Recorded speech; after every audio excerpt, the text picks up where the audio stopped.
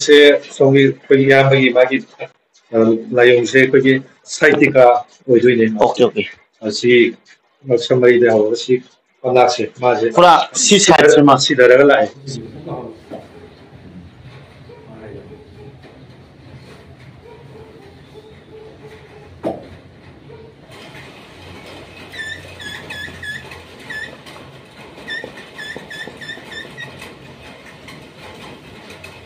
माइना का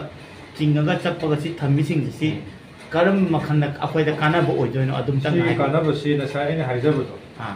ꯍꯧꯖꯤꯛꯁꯤꯗ ꯆꯠꯂꯤꯕ ꯑꯩꯈꯣꯏꯒꯤ ꯁꯤꯡꯃꯤ ꯑꯅꯤꯈꯛ ꯆꯠꯂꯦ ꯁꯥꯏꯇꯤꯀꯥꯅ हाँ ꯃꯉꯣꯟꯗ ꯉꯁꯥꯏꯒꯤ ꯅꯝꯁꯤꯜꯂꯤꯕ ꯄꯣꯠꯇꯣ हाँ ꯉꯁꯥꯏꯒꯤ ꯃꯥꯅ ꯕꯦꯀꯝꯁꯤꯗ ꯉꯁꯥꯏꯒꯤ ꯍꯤꯠ ꯄꯤꯔꯒ हाँ ꯆꯤꯡꯊꯣꯛꯄ ꯍꯥꯏꯇꯥꯔꯦ ओके ꯑꯩꯈꯣꯏꯒꯤ ꯅꯝꯁꯤꯟꯈꯤꯕ ꯁꯤꯡ ꯂꯣꯟꯁꯤꯟꯅꯈꯤꯕ हाँ हाँ ꯀꯅꯥꯒꯨꯝꯕ ꯑꯩꯈꯣꯏ ꯗꯤꯛꯁ ꯅꯝꯁꯤꯟꯕ ꯍꯥꯏꯕ ꯑꯗꯨꯃꯥꯏꯅ ꯑꯗꯒꯤ ꯅꯝꯕꯔ 4 5 ꯁꯥꯏꯗꯒꯤ ꯖꯒꯥꯁꯦ मागी कोर्स है तारे ने कौन सा भी अमोट पर के कास थोड़ा नहीं है तो मागी तांग तांग संग बगे से ID joint pain arthritis anh đi ngoài đấy tôi tổng bữa đó bữa đó sinh học tôi một chút là cái nào mà sẽ ngoài làm đầm đó anh cứ ngoài đấy chị đi ra làm đầm đó thì phải đấy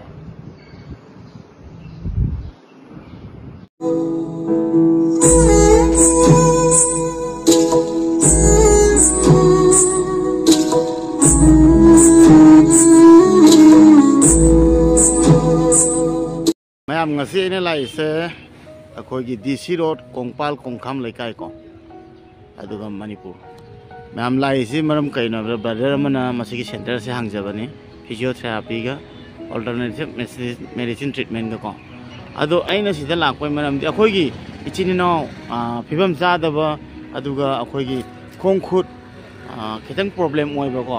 मोगी दसु यामना therapy काना Gadaba अदुगा accident ओइरागा नौना खोंग Chatap खोटप तमखलप fracture ओइबा खोटपा अदुगा खोंग खुद soldier नुंजर लोय problem की को सिदै जे solution लेबगी आइना जो अदुगी line दे ओइबगी brother गा खोइने ताना कांदा आइना जो अदुदी याम फबा मतांग नि आइना मसिदै जिगा लाक्सबनी मैम अन आई विजिट तौजरकने मरमदी आइगी मतांग दसु आई खंगी हाय तारे मैम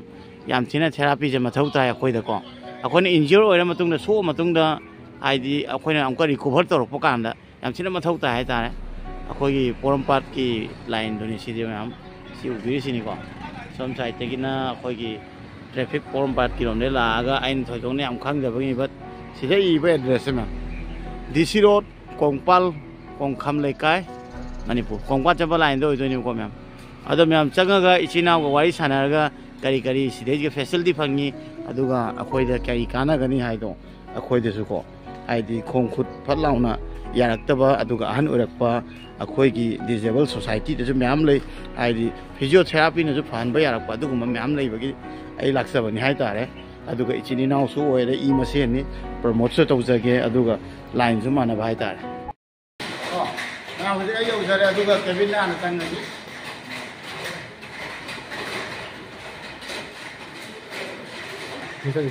ना होजे काउंटर रे उजरे होजे के ना होजे सेंटर थेरापी साइड को कहीं हाइजगी मैम एड्रेस तो मैम खबीरे हेना को कैबिन से लागा हाँ कॉन्टेक्ट तौरनी मथक्तनी है अखोगी थेरापी तौम से को सिस्टर दगा कौखोलगा सिस्टर खोलू खनगे करी करी थेरापी पी है हंगदी सिस्टर नई थेरापी से मथक् स्टेयर होब्रा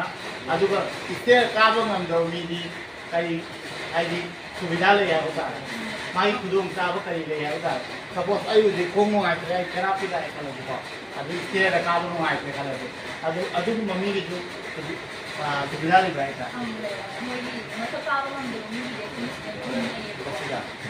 खितंग चलो पीब यार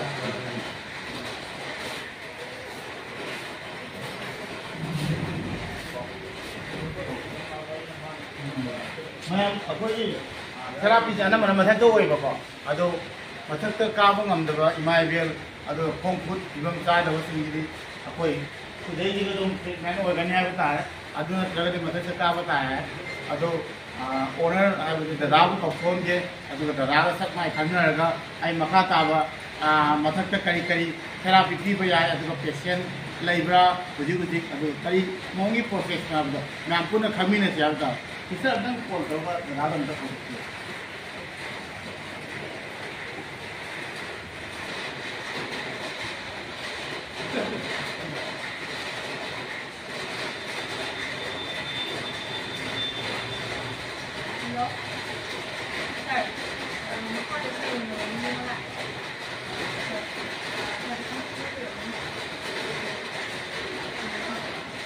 하이디 어디 면 자라 뭔가 이제 또 맞아 끝살라가 그래 거의 테라피 센 판이야 뒤에는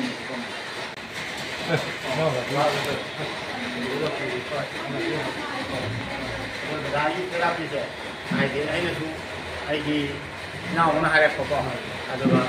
테라피제 거기도 좀 가나봐 통다봐 이마이벨 친구들 좀 darawa ba ta ba ana dui matanga khangin baduga sigi mamal price aduga yamna kari khudong jaw bibiri aduga ahoidi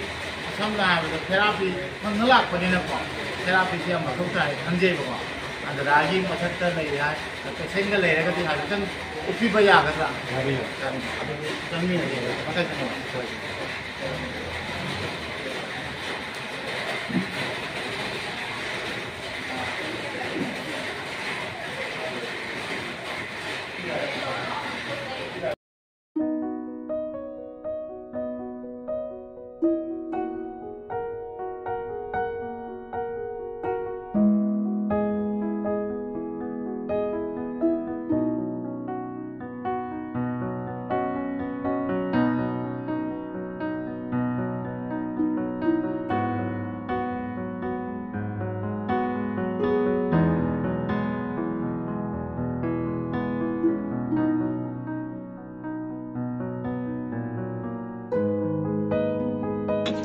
Mayam ay zip jauh sedari mana, sedari mana,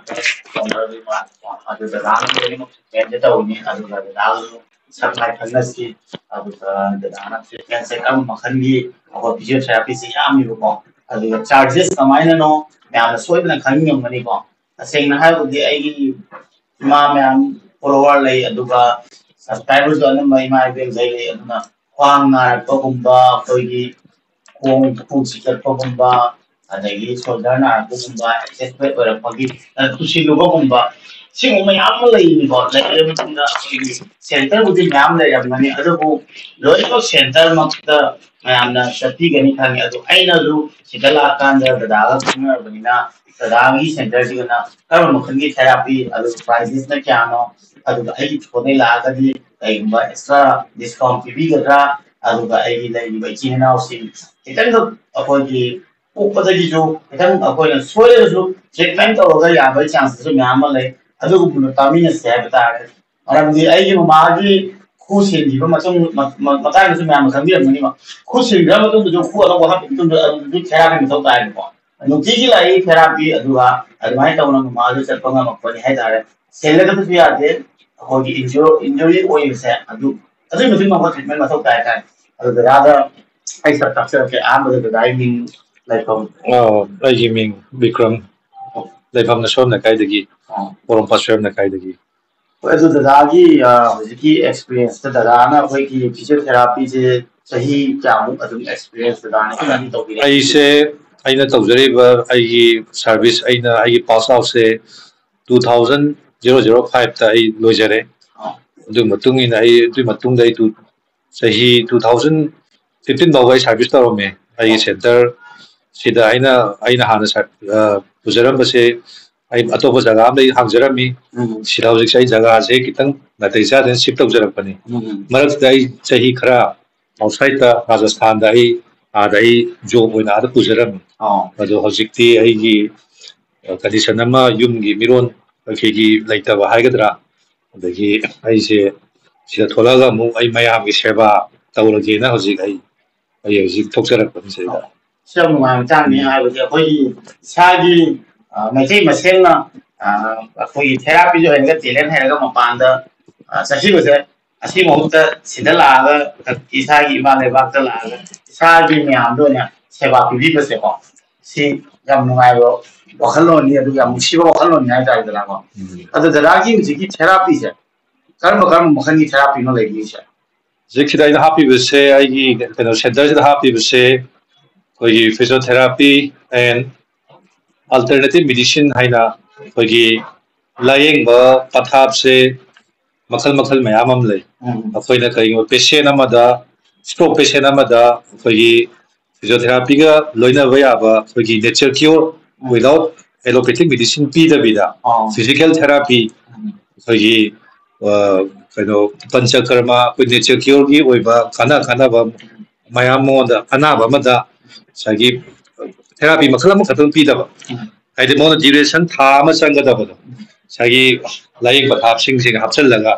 duration jo mon tel ho ba effective su oiba ada without painless free hai tare ko na da bida adum koi samlapna maming khara pange koi naturopathy panchakarma Unani Siddhani adagi koi dry koi acupuncture gain lei acupressure lei ri adagi nature cure hai tare this myam se combined therapy mo myam full laga ana koi apply to mai ta aduga sidala pada myam akoi ladies gents tongana isu khaidok pi khara center da pun ma su yaw ni aduna privacy ki matang da su myam akoi ladies nupi yo da singa akoi belo sing su ngai ni nupi jo na ka tongana he lei adu ba therapy oi gani ko aduga plus akoi gi da ga loina ne assistant adum gaubi gani jichu dum treatment ama tawdagi akoi patient ama lai hai ba ta ga अदो हुजी दागी patient अमसु मनुंग दा लेरे को अदुगा मनाक्तसु आइना brother म उसे अदो brother सिगी कई नुंगाइ तबले अदुगा मागिना कर्म थेरापी सेक्शन हुजी तौबिरि नो आइ खंजनि बाय तार म्याम जु खंबिनि ngमगनि बो अदम तंग हाइबिउ कोई नाउजिन माइ नुआइ तबसे सोल्जर फ्रोजन ओके ओइबा अदो मा हाबला कसे गे माइ मत्समरि सिमा मा लेंग बयादि okay okay ngasiga ye madan bi 4 days mari ning 4 days okay okay adu monda sai result du monda masada hoi brother su tum haibio monda ato bi ye balai bra ko ka kan su kame to pa video it's figi yam smagera ge hoi center se la figi yam mo hai ta su puyo na ki almost 80% is ang di no ai lo je ko kyam this numit kya ni therapy taw bodna numit se asi 4 days ko le 4 days 4 days su jare ai na mai to mo na ai ko sai yang ge lom ba ka pan ba ni ta to ba ni ma mo na ai na mai to ba se ji ki soldier ken to ba ding sang mai ta ba si ma ta ko se ko mai ge ta to si ko mo da ge ni se ka kan ta ba mai to mo je third point to me to se la ta ji di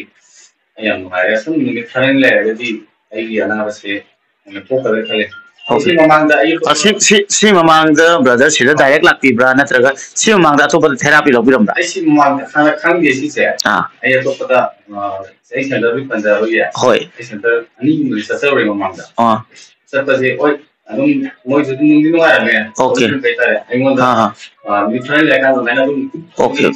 kai ta ai ko mo ko pi to no okay ado si putti I know. Ikula you can see. Okay. Then let's see. Some can I tell. Okay. Because I story is when I know. Kalani is sana kirana. Hai the 4 days ta thang ni wo confident do ko nunga hai pa do shoulder pain neck pain aduga lai ba ana 4 days ta nunga hai pani na adum wakhan do ha wo pupi ba asa du bi am lai pupi ai na ba ji ku na bi pa na ga me na pa ai ka ga sa la ga na ai bi ye na ba pa bi ai ga pa okay adu magi se dra magi 4 days tamam nam nungai hai ko adu atai numit kya ni mu chang gi adum dra gi magi se ai wa khanda 3 days mukang da magi atai ko sodhara gati adu price se adum magi 7 days kala je magi si magi se yam adi minor oi ta re ta dra gi dong chani ko 4 days tamam nungai sina di adu magi price se khoi gi chumna gi therapy samaina lakpa gum gi price se kamaina no mayam oi adu mai je ge mayam khoi na commonly longna ba atop da gi center to atop gi di khangre ko mayam da gi di khoi na ye ga ai gi sacrifice ama yaw to ni okay di da yam fi je si mak au dia de ha ba lei kana gum ba ta singa ai le je re na ha ba do ai lem lai thok yam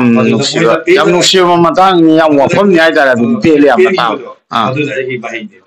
okay yam nusi adu matang ba sa se only kano khatami ai su na tangi sami tang tang lawi okay adu matung na treatment ma kha ta padui matung ina dum ko treatment ai full magi therapy makal mayam lei adu lo ha ko pe doi ni okay bisan ai bu ana ma ngo da yam thuna phangi ba okay adai di dadagi degree ka am su sidai uzare na ko ꯍꯥꯏꯗꯤ ꯃꯄꯥꯟꯗ ꯗꯗꯥꯅ ꯇꯝꯃꯛꯄꯩ ꯈꯣꯠꯂꯛꯄꯩ ꯑꯗꯨꯒꯤ experience ꯉꯁꯤ ꯑꯩꯈꯣꯏ ꯀꯪꯂꯩꯄꯥꯛꯇ ꯑꯩꯈꯣꯏꯒꯤ ꯏꯆꯤꯜ ꯏꯅꯥꯎ ꯃꯌꯥꯝꯗ ꯗꯗꯥꯅ ꯄꯤꯖꯒꯦ ꯍꯥꯏꯕꯅꯤꯅꯀꯣ ꯁꯤ ꯌꯥꯝ ꯅꯨꯡꯉꯥꯏꯕ ꯃꯇꯥꯡꯅꯤ ꯈ꯭ꯋꯥꯏ ꯅꯨꯡꯁꯤꯕ ꯃꯇꯥꯡꯁꯦ ꯑꯩꯅ ꯍꯧꯖꯤꯛꯀꯤ ꯇꯥꯈꯤꯕꯗ ꯄꯩꯁꯥꯁꯦ ꯄꯨꯔꯥ ꯂꯩꯇ꯭ꯔꯦ ꯍꯥꯏꯔꯒ ꯌꯥꯝ ꯋꯥꯕ ꯇꯥꯔꯒꯁꯨ ꯗꯗꯥꯅ ꯅꯨꯡꯁꯤꯗꯅ ꯁꯣꯏꯗꯅ ꯂꯥꯏꯌꯦꯡꯕꯤꯒꯅꯤ ꯍꯥꯏꯕꯁꯦ ꯃꯁꯤ ꯃꯇꯥꯡꯁꯤꯕꯨꯗꯤ ꯅꯨꯡꯁꯤ ꯑꯗꯨꯒ ꯑꯩꯅꯁꯨ ꯁꯤꯗ ꯂꯥꯛꯑꯒ ꯗꯗꯥꯒ ꯑꯩꯅ ꯗꯗꯥꯒꯤ ꯁꯤꯒꯤ ꯐꯤꯖꯤꯑꯣꯊꯦꯔꯥꯄꯤ ꯁꯦꯟꯇꯔꯁꯦ ꯑꯩꯅ ꯅꯨꯡꯁꯤꯅ ꯄ꯭ꯔꯣꯃꯣꯠ ꯇꯧꯖꯕꯁꯦ ꯁꯤꯒꯤꯁꯨ ꯑꯩꯅ ꯃꯍꯩ ꯐꯪꯉꯤ ꯍꯥꯏꯕ ꯇꯥꯔꯦ ꯑꯗꯨꯒ ꯑꯩꯒꯤ ꯊ꯭ꯔꯣꯗꯒꯤ ꯂꯥꯛꯄꯤꯔꯒꯁꯨ ꯑꯗꯨꯝ ꯄꯨꯇꯤ ꯅꯥꯎꯒꯤ ꯍꯥꯏꯕꯤꯔꯒꯗꯤ ꯗꯗꯥꯅꯁꯨ ꯁꯣꯏꯗꯅ ꯍꯦꯟꯅ ꯌꯦꯡꯕꯤꯒꯅꯤ ꯍꯥꯏꯅ ꯈꯜꯂꯦꯀꯣ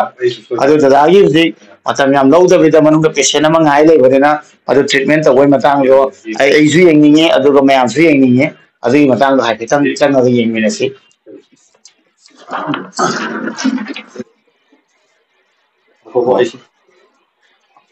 ꯑꯩꯈꯣꯏ ꯍꯧꯖꯤꯛ ꯗꯗꯥꯒꯤ ꯊꯦꯔꯥꯄꯤ ꯔꯨꯝꯗ ꯆꯪꯖꯔꯦ ꯑꯗꯨꯒ ꯄꯦꯁꯦꯟ ꯑꯃꯁꯨ ꯊꯦꯡꯅꯖꯔꯦꯀꯣ ꯑꯗꯣ ꯄꯦꯁꯦꯟꯗꯁꯨ ꯑꯩ ꯍꯪꯖꯒꯦ ꯍꯥꯏꯗꯤ ꯗꯗꯥꯒꯤ ꯄ꯭ꯔꯣꯕ꯭ꯂꯦꯝꯁꯦ ꯍꯧꯖꯤꯛ ꯀꯔꯤ ꯑꯣꯏꯕꯤꯔꯤꯕꯅꯣ ꯑꯗꯨꯒ ꯅꯨꯃꯤꯠ ꯀꯌꯥꯅꯤ ꯁꯨꯔꯦ ꯁꯤꯗ ꯂꯥꯌꯦꯡꯕ ꯍꯧꯕ ꯑꯗꯨꯒ ꯀꯌꯥꯝ ꯏꯝꯄ꯭ꯔꯨꯚꯃꯦꯟ ꯑꯣꯏꯔꯦ ꯍꯥꯏꯕꯗꯣꯀꯣ ꯑꯗꯨ ꯍꯥꯏꯐꯦꯠꯇꯪ ꯗꯗꯥ ꯍꯥꯏꯕꯤꯌꯨ ꯑꯩ ꯁꯤꯗꯩꯗ ꯌꯦꯡꯉꯛꯏꯁꯦ ꯅꯨꯃꯤꯠ 4ꯅꯤ 5ꯅꯤꯃꯨꯛ ꯐꯥꯔꯦ ꯑꯩ ꯈ꯭ꯋꯥꯡꯁꯦ ꯅꯨꯡꯉꯥꯏꯇꯕ ꯑꯗꯒꯤ ꯀꯝꯂꯥꯛ ꯃꯔꯤꯁꯦ ꯆꯤꯡꯉꯛꯄ ꯑꯗꯣ ꯍꯧꯖꯤꯛ ꯌꯦꯡꯉꯛꯄꯗ ꯅꯨꯃꯤꯠ 4ꯅꯤ 5ꯁꯤꯗꯩꯗ ꯍꯧꯖꯤꯛꯁꯦ ꯈ꯭ꯋꯥꯡ ꯀꯝꯂꯥꯛ ꯃꯔꯤ ꯆꯤꯡꯕꯗꯒꯤ ꯑꯗꯒꯤ ꯈ꯭ꯋꯥꯡ ꯅꯥꯕꯗꯒꯤ ꯐꯅꯌꯥꯝ ꯐꯖꯅ ꯐꯒꯠꯂꯦ ꯃꯥꯒꯤ ꯄ꯭ꯔꯣꯕ꯭ꯂꯦꯝꯁꯦ ꯀꯩ ꯑꯣꯏꯗꯣꯏꯅꯣ ꯗꯔꯃꯥꯏꯛꯇꯨ ꯃꯅꯥꯛꯇ ꯄꯥꯏꯕꯤꯌꯨ ꯄ꯭ꯔꯣꯕ꯭ꯂꯦꯝꯁꯦ ꯁꯣꯝꯒꯤ ꯑꯩꯈꯣꯏꯒꯤ ꯏꯌꯥꯝꯕꯒꯤ ꯃꯥꯒꯤ ꯂꯥꯏꯑꯣꯡꯁꯦ ꯑꯩꯈꯣꯏꯒꯤ ꯁꯥꯏꯇꯤꯀꯥ ꯑꯣꯏꯗꯣꯏꯅꯦ ꯑꯣꯀꯦ ꯑꯣꯀꯦ ꯑꯁꯤ ꯉꯛꯁꯝ ꯃꯔꯤꯗ ꯍꯧꯔꯒ ꯁꯤ ꯃꯅꯥꯛꯁꯦ ꯃꯥꯁꯦ ꯄꯨꯔꯥ ꯁꯤ ꯁꯥꯏꯠꯁꯤꯃ ꯁꯤꯙꯔꯒ ꯂꯥꯛꯑꯦ ꯁꯤꯙꯔꯛꯄ ꯑꯗꯣ ꯃꯣꯏ ꯁꯤꯚꯤꯌꯔ ꯄꯦꯟ ꯌꯥꯝꯅ ꯑꯗꯩ ꯀꯝꯂꯥꯛ ꯃꯔꯤꯁꯦ ꯑꯗꯣ ꯑꯇꯤꯡꯁꯦ ꯌꯥꯝ ꯅꯨꯡꯉꯥꯏꯇꯕ ꯃꯉꯣꯟꯗ ꯇꯧꯔꯤꯁꯦ ꯃꯥꯏ ꯑꯗꯨꯒ ꯗꯗꯥꯒꯤ ꯊꯦꯔꯥꯄꯤꯁꯦ ꯃꯇꯝ ꯀꯌꯥꯃꯨꯛ ꯆꯪꯒꯅꯤ ꯄꯥꯔ ꯗꯦꯗ ꯍꯥꯏꯇꯥꯔꯦ ꯁꯤꯗ ꯂꯥꯛꯑꯒ ꯊꯦꯔꯥꯄꯤ ꯇꯧꯔꯤꯁꯦ ꯁꯤꯗ ꯂꯥꯛꯄꯁꯦ ꯃꯥ ꯍꯧꯖꯤꯛ ꯑꯣꯜꯃꯣꯁ 5 days 6 days 5 days ꯃꯨꯛꯇꯤ ꯁꯨꯔꯦ ꯃꯥ ꯅꯨꯃꯤꯠ 5ꯗꯤ ꯁꯨꯔꯦꯕꯀꯣ ꯑꯗꯣ ꯁꯤꯗ ꯊꯦꯔꯥꯄꯤ ꯇꯧꯕꯗꯅ ꯃꯇꯝ ꯀꯌꯥꯝ ꯆꯪꯏ ꯃꯗꯨ ꯑꯗꯨꯝ 1 hourꯗꯤ ꯑꯗꯨꯝ ꯂꯧꯕ ꯄꯨꯡ ꯑꯃꯃꯨꯛ ꯂꯧꯋꯦꯕꯀꯣ ꯑꯗꯨ ꯄꯨꯡ ꯑꯃꯃꯨꯛ ꯃꯥꯒꯤ ꯑꯩꯈꯣꯏꯒꯤ ꯗ꯭ꯌꯨꯔꯦꯁꯟ ꯀꯩꯅꯣꯗꯨꯒꯤ ꯃꯇꯨꯡ ꯏꯜꯂꯤꯀꯣ ꯅꯨꯃꯤꯠ ꯈꯨꯗꯤꯡꯃꯛꯇ ꯑꯦꯛꯁꯔꯁꯥꯏज ꯍꯥꯞꯄ ꯅꯨꯃꯤꯠꯁꯨ ꯌꯥꯎꯏ ꯑꯗꯒꯤ ꯑꯩꯈꯣꯏꯒꯤ ꯃꯥꯒꯤ ꯄꯨꯡ ꯍꯥꯏꯕꯗꯤ ꯑꯦꯛꯖꯦꯛꯠꯂꯤ ꯄꯨꯡ ꯑꯃ 1 hour ꯍꯥꯏꯕꯗꯤ ꯂꯩꯇꯦ ꯑꯗꯣ ꯈꯤꯇꯪ ꯍꯦꯟꯗꯣꯛ ꯍꯦꯟꯖꯤꯟ ꯑꯗꯨ ꯅꯤꯌꯔꯂꯤ 1 hourꯗꯤ ꯑꯗꯨꯝ ꯌꯦꯡꯉꯦ ꯑꯗꯣ ꯉꯁꯥꯏ ꯕ꯭ꯔꯗꯔꯒꯤ ꯊꯦꯔꯥꯄꯤꯗꯨꯒ ꯍꯧꯖꯤꯛꯀꯤ ꯗꯗꯥꯒꯤ ꯊꯦꯔꯥꯄꯤꯁꯤꯒ ꯈꯦꯠꯅꯩꯀꯣ ꯍꯥꯏꯗꯤ ꯂꯣꯏꯅꯃꯛꯀꯤ ꯃꯃꯤꯡ ꯂꯩ ꯑꯗꯨꯒ ꯍꯥꯏꯗꯤ ꯐꯤꯖꯤꯑꯣꯊꯦꯔꯥꯄꯤ ꯇꯧꯔꯛꯄꯗ ꯅꯥꯕꯒꯤ ꯃꯈꯜꯁꯦ ꯇꯣꯡꯉꯥꯜꯂꯦꯕꯀꯣ ꯑꯗꯨꯒꯤ ꯃꯇꯨꯡ ꯏꯟꯅ ꯄ꯭ꯔꯥꯏꯁꯁꯤꯁꯨ ꯑꯣꯏꯕ꯭ꯔꯥ ꯀꯃꯥꯏꯅ ꯇꯧꯏ ꯑꯣꯏꯗꯦ ꯆꯞ ꯃꯥꯟꯅꯩ ꯆꯞ ꯃꯥꯟꯅꯩ ꯑꯣꯀꯦ ꯑꯣꯀꯦ ꯑꯗꯨꯗꯤ ꯌꯥꯝ ꯐꯩ ꯑꯗꯨꯗꯤ ꯍꯥꯏꯗꯤ ꯂꯥꯛꯑꯒ ꯐꯤꯁ ꯗꯗꯥꯒꯤ 400 ꯊꯤꯔ ꯃꯇꯨꯡꯗ ꯑꯗꯨꯝ ꯊꯦꯔꯥꯄꯤꯒꯤ ꯃꯇꯨꯡ ꯏꯟꯅ ꯆꯥꯔꯖꯦꯁ ꯑꯗꯨꯝ ꯂꯧꯗꯣꯏꯕ ꯑꯣꯀꯦ ꯑꯣꯀꯦ ꯑꯗꯨꯒ ꯑꯩꯅ ꯏꯁꯝ ꯁꯝꯅ ꯑꯦꯐꯣꯔꯗꯦꯕꯜ 400ꯁꯦ ꯂꯧꯔꯅꯤꯕꯀꯣ ꯑꯗꯨꯝ ꯊꯦꯔꯥꯄꯤ ꯄꯔ ꯗꯦ ꯇꯧꯔꯛꯄꯁꯦ ꯄꯔ ꯗꯦꯒꯤ ꯆꯥꯔꯖ ꯇꯧꯗꯣꯏꯔꯥ ꯅꯠꯇ꯭ꯔꯒ ꯃꯥꯏ ꯀꯣꯔꯁꯇꯣ ꯊꯥ ꯑꯃꯒꯤ ꯍꯞꯇꯥ ꯑꯅꯤꯒꯤ ꯑꯗꯨꯃꯥꯏꯅ ꯑꯣꯏꯔꯛꯇꯣꯏꯔꯥ ꯀꯃꯥꯏꯅ ꯇꯧꯗꯣꯏꯅꯣ ꯄꯔ ꯗꯦꯒꯤ ꯑꯣꯏꯗꯣꯏꯅꯤ ꯑꯗꯨꯕꯨ ꯀꯅꯥꯒꯨꯝꯕ ꯑꯗꯨꯝ ꯑꯩꯈꯣꯏꯒꯤ ꯍꯞꯇꯥ ꯑꯃꯒꯤ ꯊꯤꯗꯣꯛꯀꯦ ꯍꯥꯏꯕꯗꯣ ꯑꯗꯨꯝꯕꯁꯨ ꯑꯗꯨꯝ ꯑꯩꯈꯣꯏꯅ ꯀꯟꯁꯦꯁꯟ ꯊꯝꯃꯤꯀꯣ ꯑꯠꯆꯥ ꯑꯠꯆꯥ ꯄꯔ ꯗꯦꯒꯤ ꯆꯥꯔꯖꯇꯅ ꯀꯌꯥꯝ 400 ꯑꯣ ꯑꯗꯨꯗꯩꯗꯨꯒ ꯗꯗꯥꯒꯤ ꯃꯦꯆꯤꯟꯁꯤꯗ ꯂꯩꯔꯤꯕꯁꯤꯡꯁꯤꯅ ꯂꯣꯏꯅꯃꯛ ꯇ꯭ꯔꯤꯠꯃꯦꯟꯁꯦ ꯇꯧꯗꯣꯏꯅꯤ ꯑꯗꯨ ꯄꯨꯡ ꯑꯃꯃꯛꯇꯤ ꯂꯧꯕꯅꯤꯅꯀꯣ ꯑꯗꯨ ꯁꯤꯃꯛꯇꯤ ꯃꯇꯝ ꯂꯩꯇ꯭ꯔꯒꯁꯨ ꯍꯥꯏꯗꯤ ꯍꯥꯏꯐꯦꯠꯇꯪ ꯗꯦꯃꯣꯗꯣ ꯑꯩꯈꯣいꯑꯩꯒꯤ ꯁꯕꯁꯀ꯭ꯔꯥꯏꯕꯔ ꯃꯌꯥꯝ ꯑꯗꯨꯒ ꯑꯩꯒꯤ ꯐꯣꯂꯣꯋꯔ ꯃꯌꯥꯝꯅ ꯎꯖꯅꯕ ꯌꯦꯡꯉꯒꯀꯣ ꯑꯩꯈꯣꯏꯅ ꯃꯤꯠꯅ ꯎꯕꯗꯀꯣ ꯑꯗꯨꯃꯛ ꯈꯪꯉꯒꯗꯤ ꯍꯦꯟꯅ ꯅꯨꯡꯉꯥꯏꯒꯅꯤ ꯍꯥꯏꯇꯥꯔꯦ ꯑꯗꯨꯅ ꯑꯩꯈꯣꯏꯁꯨ ꯌꯦꯡꯅꯤꯡꯉꯦ ꯍꯥꯏꯐꯦꯠꯇꯪ ꯗꯗꯥꯗ ꯊꯦꯔꯥꯄꯤ ꯇꯧꯕꯗꯣ ꯑꯩꯈꯣꯏ ꯗꯗꯥꯒ ꯁꯤꯁꯇꯔꯒ ꯇꯧꯕꯗꯣ ꯍꯥꯏꯐꯦꯠꯇꯪ ꯌꯦꯡꯖꯒꯦ ꯍꯥꯏꯇꯥꯔꯦ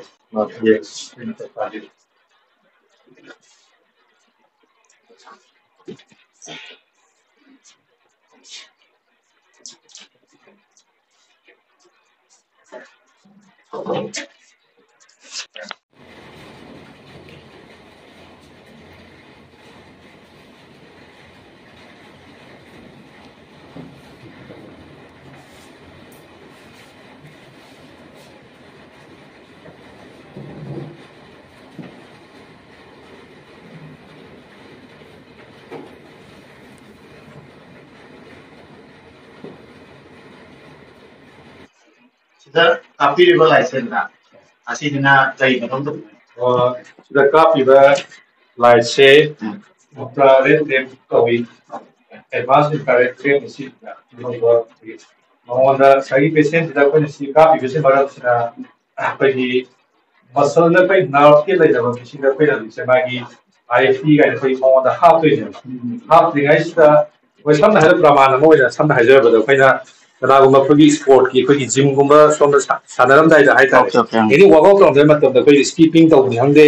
ꯋꯥꯛ ꯑꯥꯎꯠ ꯇꯧꯋꯤꯗꯅ ꯋꯥꯔꯝ ꯑꯞ ꯇꯧꯕꯗꯣ ꯆꯞ ꯑꯗꯨꯒ ꯆꯞ ꯃꯥꯟꯅꯩ ꯍꯥꯏꯕꯗꯤ ꯑꯩꯅ ꯃꯁꯤꯗ ꯍꯧꯖꯤꯛ ꯃꯉꯣꯟꯗ ꯍꯧꯖꯤꯛ ꯑꯩꯅ एक्सरसाइज में पुंग खुद से के फोटे फिजिकल हसन भाई मंगों दा सगी सिंगी काय तारे विदाउट वार्म अप तक दो ताली मंगों दा प्रिपेयर हो जेबा मसल दे सिंगी थुप कर देबा ओके ओके ओके सब माने को जिम थाना मतलब दा हेवी मा यो ना पाई डायरेक्ट थाना पे याद है ताकि वार्म अप तो कोई ना जिसे मंगों से तो बिरा एक पाना ऐसा मतलब दा मंगों दा सिंगी जे हे ना मंगों दा सही नारी बतो हे ना को है ना ओके ओके मोन पीपी पीबा ब्लड सर्कुलेशन से फानबा मसी मथौ अदु मतुंग इन आइ हामनिंग मेसिन मागी नाप की मै लेना मेसिन मयाम लेरिको सि हापकदोइने म सिजिमा होय होय ना होसे थरबुदि नॉलेज से फंगे को सि रेड लाइट सिना वार्म अप तो वने दुगा मतलब मिनिट क्या तो मिनिट से मसी मागी अखोइन चाको मिनिट 5 गु मदुम 6 गु मदुम कापे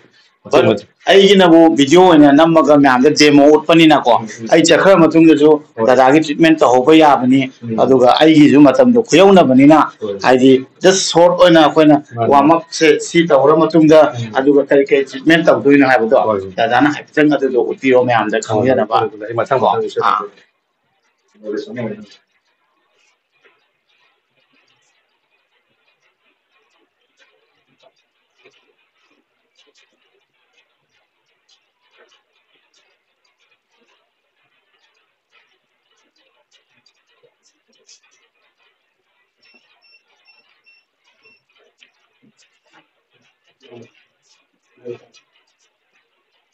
Ramesh Prabhu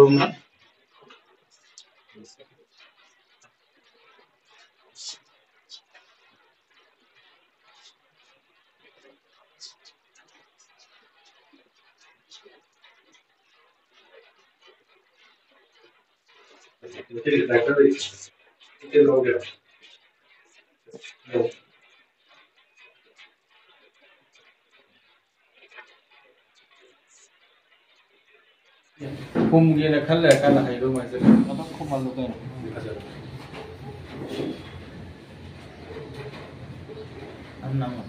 ꯅꯝꯕ ꯁꯤꯕꯤꯗꯨ ꯄꯨꯡ ꯀꯥꯎ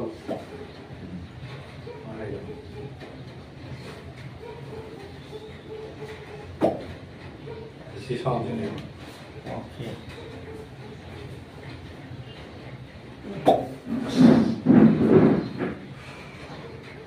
ꯑꯩꯈꯣꯏꯒꯤ ꯀꯥꯟꯅꯕ ꯁꯤꯡꯂꯤ ꯅꯣꯟꯁꯤꯟꯅꯕ ꯂꯩꯗꯅ L4-5 ꯂꯨꯝꯕꯔꯗ ꯑꯗꯨꯐꯥꯎꯒꯤ ꯀꯩꯅꯣꯁꯦ ꯕꯦꯀꯝ ꯆꯤꯡꯊꯣꯛꯏꯅꯦꯕ ꯂꯨꯝꯕꯔꯗ ꯑꯩꯈꯣꯏꯗ ꯅꯪꯅ ꯍꯥꯞꯄꯁꯨ ꯌꯥꯔꯦ ꯑꯩꯅ ꯍꯣꯔꯦꯟ ꯍꯥꯏꯔꯛꯀꯦ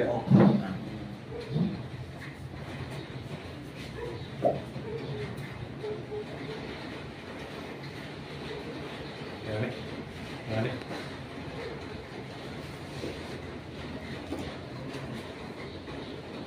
मिनिट क्या थम्दोइन सी तब मिनिट 5 to 6 मिनट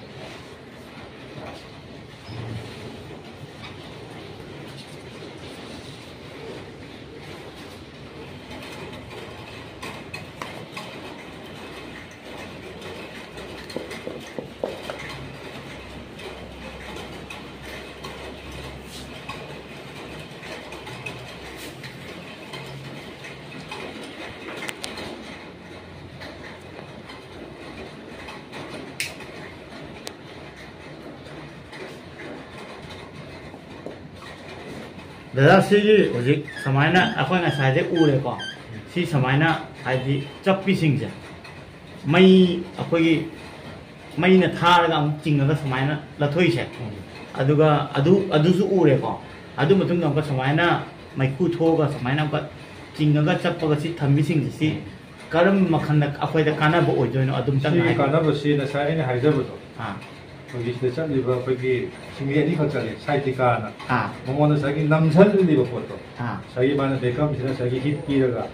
ꯆꯤꯡꯊꯣꯛꯄ ꯍꯥꯏꯇꯥꯔꯦ ꯑꯩꯈꯣꯏꯒꯤ ꯅꯝꯁꯤꯟꯈꯤꯕ ꯁꯤꯡꯂꯤ ꯅꯣꯟꯁꯤꯟꯅꯈꯤꯕ ꯀꯅꯥꯒꯨꯝꯕ ꯑꯩꯈꯣꯏ ꯗꯤꯛꯁ ꯅꯝꯁꯤꯟꯕ ꯍꯥꯏꯕ ꯑꯗꯨꯃꯥꯏꯅ ꯑꯗꯒꯤ ꯂꯨꯝꯕꯔ 4-5 ꯁꯥꯏꯗꯒꯤ ꯖꯒꯥꯁꯦ ꯅꯝꯁꯤꯟꯈꯤꯕ ꯗꯤꯛꯁ ꯅꯝꯁꯤꯟꯈꯤꯕ ꯏꯚꯟ ꯁꯤꯐꯥꯎꯗ ꯃꯥꯅ ꯆꯤꯡꯊꯣꯛꯄꯒꯤ ꯃꯇꯦꯡ ꯄꯥꯡꯉꯦꯕ ओके ओके ꯉꯁꯥꯏꯒꯤ ꯂꯥꯌꯦꯡꯕꯗ ꯀꯥꯟꯅꯕꯁꯦ ꯈꯨꯠꯂꯥꯏꯒꯤ ꯃꯇꯦꯡ ꯍꯥꯏꯇꯥꯔꯦ ओके ꯃꯌꯥꯝꯁꯦ ꯑꯃꯒ चाखोत्पै मतुंगिना आई दिन सी लाइव पूरी नहीं आया तारे को सी जंग पी द मोंग द हिट से पीबा ऐसे मान होरेन ꯑꯩꯈꯣꯏꯅ ꯁꯤ ꯆꯤꯡꯈꯠꯂꯤ ꯄꯣꯠꯁꯦ ꯃꯣꯏ ꯅꯥꯔꯝꯕ ꯈꯣꯠꯂꯝꯕ ꯂꯩꯔꯁꯨ ꯑꯁꯥꯕꯁꯤꯅ ꯍꯤꯒꯥ ꯌꯩꯕꯒꯨꯝꯕ ꯍꯥꯏꯇꯥꯔꯦ ꯍꯤꯒꯥ ꯌꯩꯕ ꯄꯤꯕꯤꯕ ꯍꯥꯏꯇꯥꯔꯦ ꯊꯥꯏꯅꯒꯤ ꯀꯣꯟꯁꯦꯞꯇ ꯑꯩꯈꯣꯏꯅ ꯍꯤꯒꯥꯏ ꯇꯩꯕꯗꯣ ꯑꯗꯨꯅ ꯉꯁꯥꯏ ꯂꯥꯏꯌꯦꯡ ꯃꯈꯜ ꯉꯁꯥꯏꯅ ꯑꯜꯇꯔꯅꯦꯇꯤቭ ꯃꯦꯗꯤꯁꯤꯟ ꯍꯥꯏꯅ ꯍꯥꯏꯖꯩꯗꯣ ꯃꯌꯥꯝꯁꯦ ꯄꯨꯟꯁꯤꯜꯂꯒ ꯃꯉꯣꯟꯗ ꯀꯝꯕꯥꯏꯟ ꯄꯤꯕ ꯍꯥꯏꯇꯥꯔꯦ ꯑꯇꯣꯞꯄꯁꯨ ꯃꯌꯥꯝ ꯑꯃ ꯂꯩꯔꯤ ꯑꯗꯣ ꯚꯤꯗꯤꯑꯣꯁꯨ ꯂꯣꯏꯅ ꯀꯣꯚꯔ ꯇꯧꯕꯗꯤ ꯉꯝꯃꯔꯣꯏ ꯑꯣꯀꯦ ꯃꯈꯟ ꯃꯈꯟ ꯂꯩꯌꯦꯕꯀꯣ ꯑꯠꯆꯥ ꯃꯌꯥꯝ ꯑꯩꯁꯨ ꯑꯍꯥꯟꯕꯅꯦ ꯉꯁꯤ ꯁꯨꯃꯥꯏꯅ ꯎꯔꯤꯁꯦ ꯑꯗꯨꯒ ꯍꯥꯏꯗꯤ ꯌꯦꯡꯕꯗꯗ ꯑꯩꯒꯤ ꯕ꯭ꯔꯦꯟꯗ ꯔꯤꯂꯤꯐ ꯐꯪꯉꯤ ꯍꯥꯏꯇꯥꯔꯦꯀꯣ ꯍꯥꯏꯗꯤ ꯑꯩꯒꯤ ꯅꯨꯡꯉꯥꯏꯇꯕ ꯁꯤꯡꯂꯤ ꯅꯥꯎꯔꯤ ꯑꯗꯨꯒ ꯗꯤꯛꯁꯀꯤ ꯄ꯭ꯔꯣꯕ꯭ꯂꯦꯝ ꯂꯩꯕ ꯑꯗꯨꯝ ꯂꯥꯛꯑꯒ ꯊꯦꯔꯥꯄꯤ ꯇꯧꯔꯒꯗꯤ ꯁꯣꯏꯗꯅ ꯐꯔꯛꯀꯅꯤ ꯅꯨꯡꯉꯥꯏꯔꯛꯀꯅꯤꯅ ꯈꯜꯂꯦ ꯍꯥꯏꯇꯥꯔꯦ ꯅꯨꯡꯉꯥꯏꯇꯕ ꯃꯉꯣꯟꯗ ꯀꯣꯔꯁ ꯑꯃꯗꯤ ꯅꯣꯡꯃꯇꯪ ꯌꯦꯡꯕꯗꯤ ꯐꯔꯣꯏ ꯃꯉꯣꯟꯗ ꯗ꯭ꯌꯨꯔꯦꯁꯟ ꯁꯦꯁꯟ ꯑꯃ ꯃꯥꯒꯤ ꯗ꯭ꯌꯨꯔꯦꯁꯟ ꯑꯃ ꯍꯧꯖꯤꯛꯀꯤ ꯗꯗꯥꯒꯤ ꯂꯩꯔꯤꯕ ꯍꯧꯖꯤꯛꯀꯤ ꯄ꯭ꯔꯣꯕ꯭ꯂꯦꯝꯁꯦ ꯁꯤ ꯀꯌꯥꯃꯨꯛ ꯀꯣꯔꯁ ꯅꯨꯃꯤꯠ ꯀꯌꯥꯅꯤ ꯆꯪꯒꯅꯦꯕ ꯃꯥꯒꯤ ꯃꯉꯣꯟꯗꯁꯨ ꯃꯥꯒꯤ ꯀꯩꯅꯣꯁꯤꯒꯤ ꯃꯈꯥ ꯄꯣꯜꯂꯤ ꯑꯗꯨꯕꯨ ꯑꯩꯈꯣꯏꯅ ꯊꯥꯕ ꯃꯇꯝꯗ ꯑꯦꯠꯂꯤꯁ ꯀꯣ 1 week ꯐꯥꯎꯗꯤ ꯑꯗꯨꯝ ꯌꯦꯡꯒꯅꯤ 1 week ꯐꯥꯎ ꯑꯗꯨꯒ ꯃꯉꯣꯟꯗ ꯔꯤꯖꯜ ꯂꯥꯛꯄꯒꯤ ꯃꯈꯥ ꯄꯣꯟꯅ ꯑꯩꯈꯣꯏꯅ ꯆꯣꯟꯊꯕ ꯇꯦꯟꯁꯤꯟꯕ ꯍꯥꯏꯕꯗꯨꯗꯤ ꯑꯩꯈꯣꯏꯅ ꯑꯣꯀꯦ 1 week ꯐꯥꯎ ꯍꯥꯟꯅ ꯌꯦꯡꯒꯅꯤꯕꯀꯣ ꯑꯗꯨ ꯃꯇꯨꯡꯗ ꯃꯥ ꯏꯝꯄ꯭ꯔꯨꯚꯃꯦꯟ ꯀꯌꯥꯝ ꯂꯩꯔꯤ ꯑꯗꯨꯒ ꯑꯇꯩ ꯀꯌꯥ ꯃꯈꯥ ꯇꯥꯈꯤ ꯇꯥꯅꯤ ꯍꯥꯏꯕꯀꯣ ꯑꯣꯀꯦ ꯁꯤꯁꯇꯔꯒꯤ ꯃꯤꯡꯗꯤ ꯀꯩ ꯀꯧꯕꯤꯒꯦ ꯑꯜꯕꯤꯅꯥꯗꯤ ꯌꯨꯝ ꯀꯥꯏꯋꯥꯏꯗꯩꯅꯣ ꯃꯣꯡꯁꯥꯡꯉꯩꯗꯒꯤ ꯑꯗꯣ ꯑꯜꯕꯤꯅꯥꯗꯤ ꯁꯤꯗ ꯗꯗꯥꯒꯤꯗꯤ ꯍꯥꯡꯕꯗꯤ ꯀꯨꯏꯗ꯭ꯔꯤꯕꯀꯣ ꯁꯤꯗ ꯊꯥ ꯀꯌꯥ ꯁꯨꯕꯤꯔꯦ ꯗꯗꯥꯒ ꯁꯨꯃꯤꯟꯅꯕ ꯊꯥ 2 ꯁꯨꯗꯣꯔꯦꯕ ꯍꯥꯟꯅꯅ ꯀꯥꯏꯗ ꯁꯨꯕꯤꯔꯝꯕ ꯀꯩꯁꯥꯝꯄꯥꯠꯇ ꯗꯗꯥꯒ ꯁꯨꯃꯤꯟꯅꯕꯗ ꯑꯦꯛꯁꯄꯤꯔꯤꯌꯦꯟꯁꯁꯦ ꯑꯗꯨꯝ ꯅꯧꯅ ꯍꯥꯏꯗꯤ ꯏꯝꯄ꯭ꯔꯨꯚ ꯑꯣꯏꯕ꯭ꯔꯥ ꯁꯨꯃꯤꯟꯅꯕ ꯅꯨꯡꯉꯥꯏꯕ꯭ꯔꯥ ꯀꯃꯥꯏꯅ ꯇꯧꯒꯦ ꯅꯨꯡꯉꯥꯏꯀꯣ ꯑꯗꯨ ꯁꯤꯒꯤ ꯊꯦꯔꯥꯄꯤꯁꯦ ꯁꯤꯁꯇꯔꯁꯨ ꯍꯧꯖꯤꯛ ꯗꯗꯥꯗꯒꯤ ꯑꯗꯨꯝ ꯍꯩꯔꯦ ꯍꯥꯏꯇꯥꯔꯦꯀꯣ ꯇꯝꯕꯗ ꯌꯥꯝ ꯗꯗꯥꯅꯁꯨ ꯍꯥꯏꯕ ꯃꯇꯨꯡꯏꯟꯅ ꯑꯩꯈꯣꯏꯒꯤ ꯃꯩ ꯊꯥꯔꯒ ꯁꯨꯃꯥꯏꯅ ꯔꯥꯎꯟ ꯆꯠꯄꯁꯦ ꯑꯗꯨ ꯄꯦꯁꯦꯟꯗꯤ ꯑꯗꯨꯝ ꯂꯥꯛꯑꯒ ꯏꯝꯄ꯭ꯔꯨꯚꯃꯦꯟ ꯑꯣꯏ ꯍꯥꯏꯅ ꯑꯗꯨꯝ ꯍꯥꯏꯕ ꯌꯥꯎꯅꯩꯀꯣ ꯑꯅꯝꯕꯅꯀꯣ ꯍꯥꯏꯗꯤ ꯄꯣꯖꯤꯇꯤꯚ ꯔꯤꯖꯜꯠ ꯑꯣꯏꯕ ꯅꯠꯇ꯭ꯔꯥ ꯑꯣꯀꯦ ꯑꯗꯣ ꯑꯩꯁꯨ ꯉꯁꯤ ꯑꯍꯥꯟꯕ ꯎꯕꯅꯦ ꯑꯗꯨꯒ ꯍꯥꯏꯗꯤ ꯁꯤ ꯄꯣꯠꯁꯦ ꯑꯩꯅ ꯌꯨꯇ꯭ꯌꯨꯕ ꯀꯩꯀꯥꯗꯗꯤ ꯎꯔꯦꯕꯀꯣ ꯂꯥꯏꯚ ꯑꯣꯏꯅꯗꯤ ꯎꯗꯦ ꯍꯥꯏꯇꯥꯔꯦ ꯃꯁꯤ ꯀꯩꯅꯣꯅꯦ ꯑꯅꯝꯕꯅꯦ ꯃꯄꯥꯟ ꯂꯝꯒꯤ ꯑꯦꯛꯁꯄꯔꯠꯅ ꯇꯧꯋꯦꯕ ꯑꯗꯣ ꯑꯩꯈꯣꯏ ꯃꯅꯤꯄꯨꯔꯒꯤ ꯑꯣꯏꯅꯗꯤ ꯑꯩꯅ ꯑꯍꯥꯟꯕꯅꯦꯗꯤ ꯍꯥꯏꯖꯔꯣꯏ ꯑꯗꯨꯕꯨ ꯑꯩꯒꯤ ꯃꯣꯠꯇꯗꯤ ꯅꯧꯔꯤꯕ ꯍꯥꯏꯅ ꯈꯟꯖꯩ ꯑꯩꯒꯤ ꯃꯣꯠꯇ ꯁꯣꯝꯒꯤ ꯑꯦꯛꯁꯄꯤꯔꯤꯌꯦꯟꯁꯇꯗꯤ ꯑꯗꯨꯅꯦ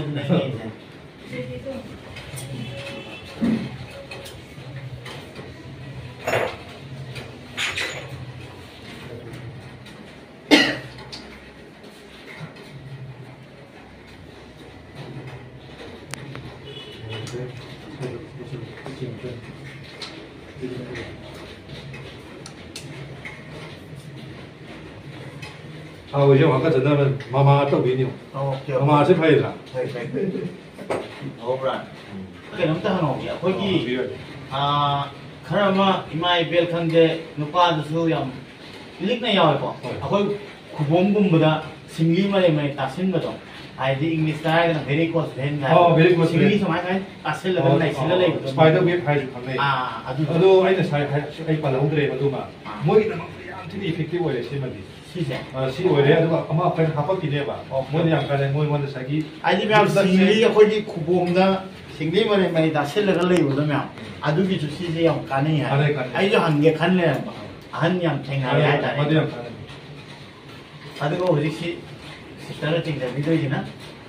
je na kayak mana tu je. Sila kuasa sagi magi circulation. Okay. Sagi muscle na. Sagi body ek muscle retention ba. Jadi circulation mo na tinggal ko kasi tinggal. Apa yang dia tu ubah si je, anak mana maximum sportsman dia am tahu. Sportsman dia am kana atlet sana ba sport person ni tu dia am kana le. Muscle tintok ba mo ya body physical activity ya. Okay अदुने में हम gym नुम सानाबा इचिनेनाव अखोगी muscle थिंदोकपा body pain ओइबा अदुगा क्रैम्प ओइबा मसल को अदुगु मसल लापिबा यागनी आइदि बॉडी बिल्डिंग तौबनी खांदे एक्सरसाइज तौबनी खांदे को अदुम आई ददागा वाई सानाबा दाम लोय हायरे आइदि ngasi नोमदा लोयबा सुलाय नाय हायबा ताय ददागी मनाक्ता आइदि खुलाय से अदुगा ट्रीटमेंट से अदुगी मतिक खल लय हायबदो अगर लागा जब मैम सूमायन मेसेज पीबसे नुंगायने खले मैम हजिक लाइसे स्टीम बाथ की सेक्शन दनेको स्टीम बाथ साइजे फर्स्ट टाइम एक्सपीरियंस होदने ताब खतने मैम जो खानेको सिस्टर में लेरमे सिस्टर की मिंग कई ओके अदु सिस्टर स्टीम बाथ की कानाबसे कइनो आइफेतन मैम द खगन बि आइसु खंतन स्टीम बाथ की कानाबा हाइरदि मागी अखोइगी हक्सांगदि पोर्स दगी अमोटपा काइ लखोपा यानी दगी मागी कनो हक्सांग तांग तांग समनबसे सी एनाबसु फरनी वेट लॉस सु ओरकनी अदु जॉइंट पेन अखोइगी अदुकुमदसु कानाबा जॉइंट पेन दसु कानाबनि मागी स्माइनस स्टीम तौबसदको मागी तांग तांग समनबदि मैंने कानारकनी अदु सी मशीन जिदगी निको अखोइना प्रेशर तो स्टीम थादोय अदु सी दैजिगा हापिजे ओनली इसिंग अता हापरना अतोबा करी मेडिसिन हापतोयरा अतरा अखोइना खनिंग बायता सिदा अखोइना हापतोजे वाटर खतम नतेबको अखोइना सुमना मशीन कानाबा लैबतो अखोइगी निम मनागुंबा अदगी नुम मखा मना मखल मखल म्याम लेदनको निम मनादि अखोइना जो दुम फुटलगा जो इरु जनाइदना हाखाचबा एनर्जी का तौरको अदुमाइना मिक्स तौर हाबता मिक्स तौरगा तो बोय इसिंग जम खतम तौरदि कानादेबा मागी ओके सुमाइना आयुर्वेदिक ओइबा मना खरा हाइतानेको बो हापगा तब अदुगा मिनिट फोर जाम एकदम तौदोन मिनिट से सुन around 15 to 30 man तौर याय 15 to 30 आदि पुखा गा मना को अदुने म्याम स्टीम बात की काना बसे काइनो हाइबा कांदा सिस्टरना हाइगिबदुने आइजु फर्स्ट टाइम तारेने आदि आइओनजु नॉलेज फंगिने म्याम खंबिरमने स्टीम बात तौकान अखोइ स्किन दगी अमोटपा अदुगा इन्फेक्शन होइबा अखोइ स्किन की प्रॉब्लम अदुगा वेट लॉस सु होय हाय अदुगा अखोइ जॉइंट पेन आर्थराइटिस गुम्बदसु यामना कानै हाय अदु पुखाय म मिनिट 35 देना मिनिट पुखाय म मनाक्ता तौबताय हाय अदुगा सिगी आइदि खुदोंग चाबजे सिदेसु लौबिबा यागनि अदु स्टीम बात की प्राइस से तोगान दोइरा नत्रगा अखोइगी पर डे की अखोइ 400 की दुगा चम दोइरा How's 400 to the Sunyaw? I think daily 400 logo. As they do the treatment, say, Loina Magi, Monging, and the Loya only have a diet. Aduga, ma'am, the La Pacan, Zoo, I the process, Santagadaba. And the Tramani, Punita, Gadabu, and negative, some have the evening at the high bureau, the Dana High said, I giving high them the Dana, so I'm going to take the one here. I saw Dupa made ma'am with the Yamna, I the ma'am की सेवा तबजे पामजे हाइतारे सीजु ma'am की सेवा मखनमनि हक्सांग फहनबा हक्सांग main लन्नी दादा हंकान खंगी मागी नुंगाइ तबाय क्यामु नुंगाइ तेबो कानको आई जु कोम सोखे मतांग दा आई थेरापी या मतौ तागी अदु मतुमने थेरापी न फाइ मेन सॉल्यूशन नि हाइबतारे को अदु तवपदैदा आई खरा नुंगाइ रखिबनि कोम कखरा मतुमजे याम प्रॉब्लम होय हाइतारे आई ममागी मतांग जो एक्सपीरियंस तवबदजो अखोइ ममागु थेरापी याम पुरमी माइ खुद सोखि बकांदा अदैदि माइ खून अमसि बकांदाजु थेरापी जे अदुम मथौ ताय अदना हिदाक गुली चारगदा एलोपैथिक की हिदाक चारगदा फदोइ नते अतु मयाम मखन समायना थेरापी मखन मखन लैको अदुगा लेडीज की जु सिदा तोंगाना हे लैजारे प्राइवेसी ना आरेको अतोपदि जे लेडीज पुनमनिना इथं नुआयमदो जादना इमाइ बें हेइ नम्प्रा तोंगाना सेपरेट नुपीगिना नुपाइ तोंगाना लैरे अदुना अदु खुदों चाव फंबिगनि अदुगा इचननि सिस्टर निजु लैरे दादाजु लैरे अदुना म्याम सिदा ला खुदों चाव लौबि मैम सिजना ओनली फॉर लेडीज की हाइबदी नुपी ओइबसिंगिनी अदुना इमाइ बेल अदुगा इचिनि नाव इचे इचन याउबिरगदी तोंगानागे प्राइवेसी होइना सिदैजिगा लेडीज सिंगी दम नुपी ओइबसिंगी को तोंगानागे सिदैजिगा ट्रीटमेंट होइगनी अखोइ थेरापी होइगनी हाइबा तारे को म्याम अदुना सिगी खुदों चाबजे याम थिना फै हाइबा तारे जॉइन होइगदी खरा मना इकाइबा अंगोइबा अदुगा नुंगाइतबा याम फावी अदुना तोंगानागे समाना लेडीज की पीबजे याम सिमदि नुंगाइ तारे म्याम मैम इमा से माइल स्टॉक तौरे है अदुगा इमा से माइल स्टॉक तौर मतुंगदा सिदा सेंटर लाकपदगी ममासु नुंगाइ है हक्सांग से को अदो अखोइना सेम सारा हाजिन मनतब डायरेक्ट इमा दगी ओइना तामिनसी अदुगा इमाना हाइबदो म्याम सु तारगदी हेना थाजगनी हैना खल्ले म्याम अतिगी सेंटर से लाकपदा हाना नुंगाइरमदबदा अखोइगी हौजिक लाकपगा खेनबदो अंतीना इसकी इसादा थेंगनरपा एक्सपीरियंस तो खिता हाइबिबनी आई नुंगाइरे तो तोबदा पुरा चिंगौदबजु नाकन नामजे नुंगाइरमदबदो आई नुंगाइरे सिजी यारमदबदो फरे